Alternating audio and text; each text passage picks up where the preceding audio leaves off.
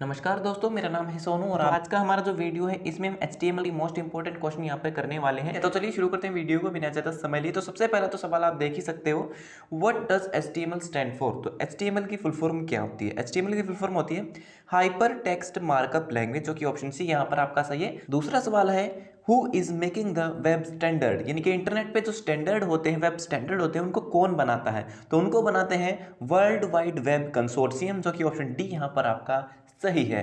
तीसरा प्रश्न है choose the correct HTML element for the largest heading, यानी कि सबसे बड़ी हेडिंग के लिए सही एलिमेंट कौन सा होगा? तो HTML के अंदर सबसे बड़ी जो हेडिंग होती है वो होती है आपकी H1 और सबसे छोटी जो हेडिंग होती है वो होती है H6, यानी कि टोटल 6 तरह की आपको उसके अंदर हेडिंग होती हैं। तो सबसे बड़ी यहाँ पर पूछी गई है लार्जेस्ट, तो ऑप्शन जो बी है यहाँ पर आपका सही होगा। H1 सबसे लार्जेस्ट जो है एलिमेंट है। इस इमेज में आप देख सकते हो जो HTML के अंदर हेडिंग एलिमेंट होते हैं। तो हेडिंग एलिमेंट आपके कितने तरह के होते हैं? 6 तरह के होते हैं, जिसमें आपका H1 2 3 4 5 6 यानी कि 6 तक की आपकी हेडिंग होती है। H1 सबसे बड़ी होती है और H6 सबसे छोटी होती है। तो यहाँ पर आप इसका कोड है और यहाँ पर इसका आउटपुट आप इस तरफ देख सकते हो।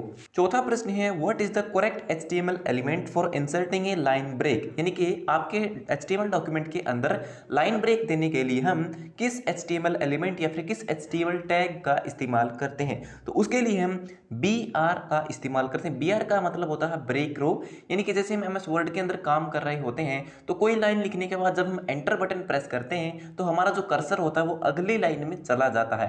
ठीक इसी तरह हमारे वेब पेज के अंदर, इंटरनेट पर जितनी भी वेबसाइट होती है उन पर जो कंटेंट लिखा होता है वहां पर एंटर बटन का काम करने के लिए हम क्या करते हैं? BR टैग का इस्तेमाल करते हैं। इस इमेज में भी आप देख सकते हो, यहाँ पर मैंने HTML का बेसिक स्ट्रक्चर लिखा है, जिसमें HTML के बाद सीधे मैंने बॉडी लिखा है और बॉडी के अंदर मैंने पैराग्राफ लिखा है how many types of heading tags in HTML के अंदर कितने हेडिंग टैग होते हैं? 6 होते हैं। ठीक है, तो यहाँ पर मैंने इस प्रश्न को कोडिंग के अंदर कुछ इस तरह से लिखा है और यहाँ पर आप नीचे की तरफ देख सकते हैं इसका आउटपुट हमें कुछ इस तरह से दिखेगा अगर हमें वेब पेज में इसको दिखाना है तो।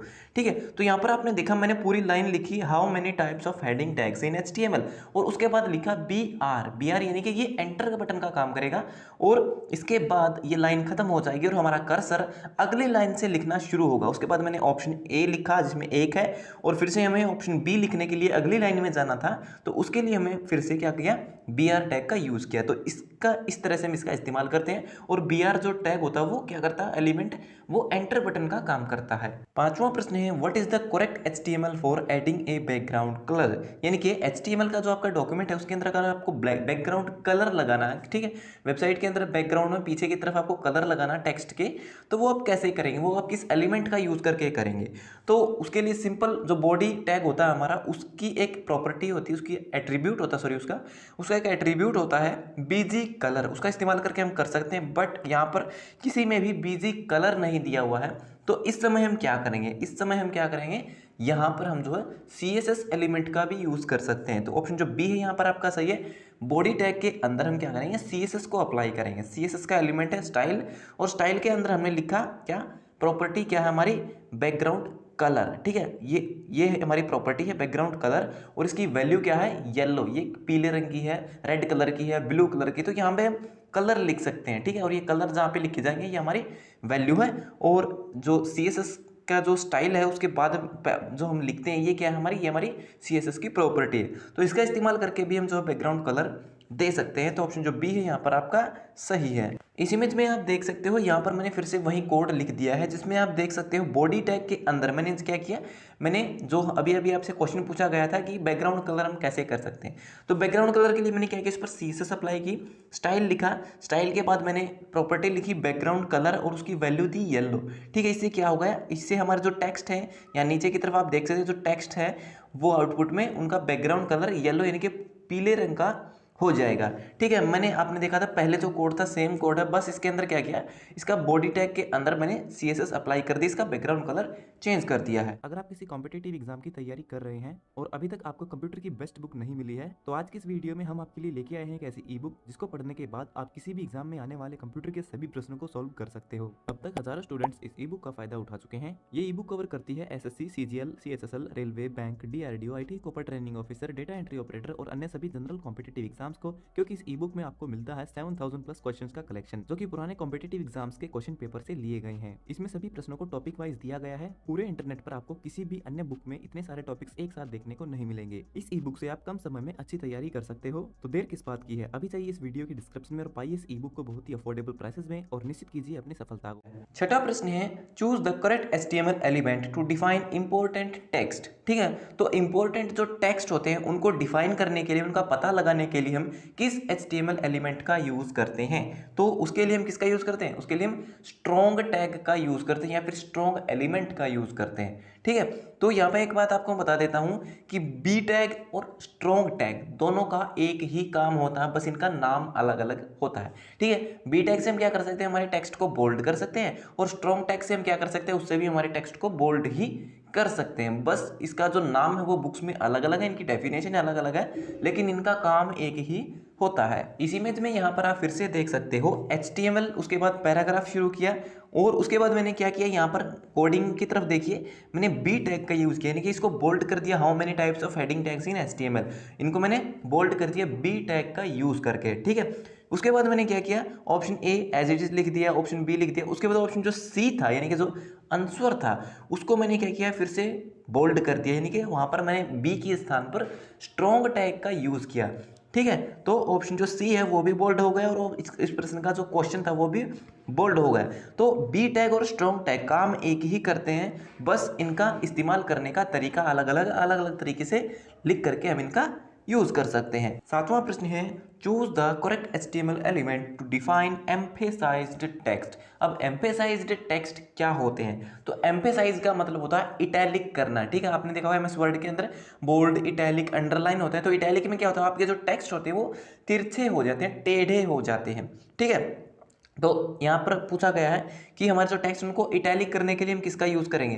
तो इटैलिक के लिए तो वैसे तो हम आई का यूज करते हैं, लेकिन यहाँ पर पूछा गया कि एम्फेसाइज करने के लिए हम किसका यूज करें। तो एम्फेसाइज के लिए हम EM का यूज करेंगे, लेकिन जब आप इसका इस्तेमाल करते हो कोडिंग में, असल में रियल में, तो उस समय आप EM का यूज करो या फिर आई टैग का यूज करो, आउटपुट आपका सेम दिखेगा, वो टेक्स्ट इटैलिक हो जाएंगे। तो इस प्रश्न का सही उत्तर होगा ऑप्शन ए एम्फेसाइज। एम्फेसाइज करने के लिए हम EM का यूज करते हैं, इटैलिक करने के लिए हम आई टैग का यूज करते हैं। ठीक है, जो कि ऑप्शन सी है, लेकिन इस समय सातवें प्रश्न का ऑप्शन ए आपका सही है। इस इमेज में आप देख सकते हो मैंने क्या किया है, वही सेम कोड लिखा है, पैराग्राफ उसके बाद क्वेश्चन, लेकिन उससे पहले मैंने EM टैग का यूज किया, यानी कि एम्फेसाइज किया इसको। ठीक है, तो EM करने से क्या होगा, EM स्टार्ट किया, उसके बीच में हमने हमारा कंटेंट लिखा और EM को बंद कर दिया। एम्फेसाइज यानी कि हमारा जो ये क्वेश्चन था उसको हमने इटैलिक कर दिया, यानी कि टेढ़ा कर दिया, तिरछा कर दिया। ठीक इसी तरह मैंने क्या किया, जो आंसर था, आंसर के स्थान पर मैंने क्या किया, EM की बजाय आई टैग का यूज किया, तो आंसर भी इटैलिक हो गया। तो आई टैग का यूज करो या EM का यूज करो, फर्क कुछ नहीं होता, से दोनों से क्या होता है, हमारे टेक्स्ट इटैलिक ही होते हैं। ठीक है, तो आंसर ऑप्शन सी है, और क्वेश्चन भी आपने देख लिया, EM से भी आपका इटैलिक होगा और आई टैग से भी इटैलिक होगा। आठवां प्रश्न है, what is the correct HTML for creating a hyperlink, यानी कि हाइपरलिंक क्रिएट करने के लिए सही HTML का सिंटैक्स कौन सा है। यानी कि हमारे वेब पेज के अंदर हमें कोई लिंक लगाना है, यानी कि जिस पर क्लिक करके हम किसी दूसरी वेबसाइट पर चले जाएं, तो उस तरह के लिंक हम किस तरह से लगा सकते हैं, लिखने का तरीका क्या है। वैसे तो लिंक लगाने के लिए हम एंकर टैग का यूज करते हैं, यानी कि ए टैग का यूज करते हैं, तो चारों में आप देख सकते हैं ए टैग यूज हुआ। ठीक है, अब ए टैग के साथ में उसकी प्रॉपर्टी होती है href, यानी कि जो h का मतलब होता है हाइपरलिंक, और उसको रेफर करना, यानी कि कहीं पर पहुंचाना है। ठीक है, तो ए के साथ में href का यूज होगा, और उस href के अंदर हम URL लिखेंगे, जैसे ऑप्शन जो बी है यहाँ पर आपका सही होगा। वैसे तो ए href, उसके बाद उसका URL, जैसे https://www.youtube.com। ठीक है, और उसके बाद यहाँ पर जो आपकी ये वैल्यू लिखी हुई है YouTube, ये हमें दिखाई देगी आउटपुट में। ठीक है, तो इस तरीके से हम जो है किसी भी वेबसाइट या वेब पेज के अंदर कोई भी लिंक लगा सकते हैं, हाइपरलिंक डाल सकते हैं। नौवां प्रश्न है, which character is used to indicate an end tag. ठीक है, तो एंड टैग को इंडिकेट करने के लिए हम किस कैरेक्टर का यूज करते हैं। तो टैग जो आते हैं वो आपके दो तरह के होते हैं, स्टार्टिंग टैग और एंड टैग, यानी कि एक शुरू करेगा और एक खत्म करेगा। ठीक है, तो जैसे यहाँ पर आप देख सकते हैं इसके अंदर HTML का बेसिक स्ट्रक्चर है, जिसमें HTML से आपका डॉक्यूमेंट शुरू होगा और HTML से ही खत्म होगा, लेकिन फ़र्क क्या होगा, जो स्टार्टिंग में होगा उसमें सिंपल HTML लिखेंगे, लेकिन जब खत्म होगा तो साथ में हम फॉरवर्ड स्लैश का यूज़ करेंगे। ठीक है, तो यहाँ पर आप देख सकते हैं जहाँ पे HTML शुरू हुआ वो ऐसा है और जहाँ पर खत्म हो रहा है वहाँ पर फॉरवर्ड स्लैश है। 10वां प्रश्न है, how can you open A link in a new tab या फिर न्यू ब्राउजर विंडो। ठीक है, तो आप किसी लिंक पर जब क्लिक करेंगे, जैसे आपने अभी देखा था, हमने एक URL बनाया था यूट्यूब का जिस पर क्लिक करके हम यूट्यूब पर जा सकते हैं, तो वो हमारा लिंक है। तो हम एक ऐसा लिंक कैसे बना सकते हैं जिसमें हम एक नए टैब में चले जाएंगे उस पर क्लिक करके। जैसे मान लीजिए इस मोबाइल के अंदर मैं इसी स्क्रीन पर वेबसाइट गूगल को ओपन किए हुए हूँ और वेबसाइट पे हूँ, तो उस पर जब मैं क्लिक करूँगा तो मैं चाहता हूँ कि एक नया टैब ओपन हो, क्योंकि आपने देखा होगा आपका जो गूगल का क्रोम वेब ब्राउजर होता है उसमें आप उसके अंदर आप 10 टैब खोल सकते हो, 10 टैब खोल सकते हैं, यानी कि 10 अलग अलग वेबसाइट के पेज खोल सकते हो। ठीक, कंप्यूटर में भी होता है। तो यहाँ पे आप क्या कर सकते हो, तो उसके लिए हम URL जो हमारा टैग होता है एंकर टैग, उसके साथ हम उसकी एक प्रॉपर्टी होती है टारगेट। ठीक है, और टारगेट की वैल्यू हम क्या रखते हैं, अंडरस्कोर ब्लैंक, जो कि ऑप्शन बी यहाँ पर आपका सही है। एंकर टैग href, उसके बाद URL के स्थान पर हम youtube.com facebook.com कुछ भी लिख सकते हैं। उसके बाद इसकी एक और प्रॉपर्टी होती है एंकर टैग की टारगेट यानी कि वो क्लिक करने पर कहाँ पर जाएगा, नए टैब में खुलेगा, उसी टैब में खुलेगा। तो नए टैब में खोलने के लिए हम क्या करते हैं, अंडरस्कोर ब्लैंक का यूज करते हैं, जो कि ऑप्शन बी यहाँ पर आपका सही है। तो ये होगा हमारे आज के सभी प्रश्न कंप्लीट। सो वीडियो देखने के लिए धन्यवाद। अगर आपका कोई सवाल है तो आप कमेंट बॉक्स में लिख करके पूछ सकते हो। तो मिलते हैं हमारी अगली वीडियो में, तब तक के लिए नमस्कार।